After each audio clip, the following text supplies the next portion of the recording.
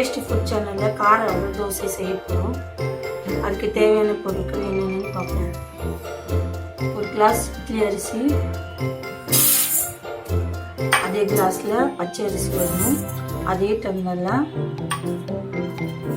அரை டம்ளர் உளுந்து, அரை டம்ளர் பருப்பு, அரை டம்ளர் சிறுபருப்பு, அரை டம்ளர் கடலைப்பருப்பு. உங்களுக்கு காரத்துக்கு ஏற்ற மாதிரி காஞ்ச மிளகா போட்டுக்கணும். நான் 10 காஞ்ச மிளகா போட்டிருக்கேன். தண்ணி ஊற்றி ஊற வச்சிடலாம் ஒரு 4 மணி நேரம்.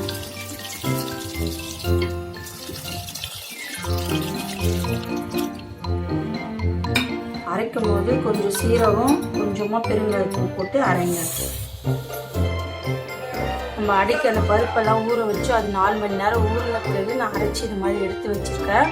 அது கூட சேர்த்து 2 பச்சை மிளகாய், இது காரத்துக்கு உங்களுக்கு தேவையான அதில் அந்த மாவில் போடுறதுக்காக 2 வெங்காயம் எடுத்து வச்சுருக்கேன், கொஞ்சம் கருவேப்பிலை, 2 பச்சை மிளகாய் எடுத்து வச்சுருக்கேன். உங்களுக்கு தேவைன்னா நீங்கள் போட்டுக்கோங்க. எனக்கு தேவைனால நான் அப்போ எடுத்து வச்சுருக்கேன். இப்போ நம்ம வச்சுருக்கிறாங்க.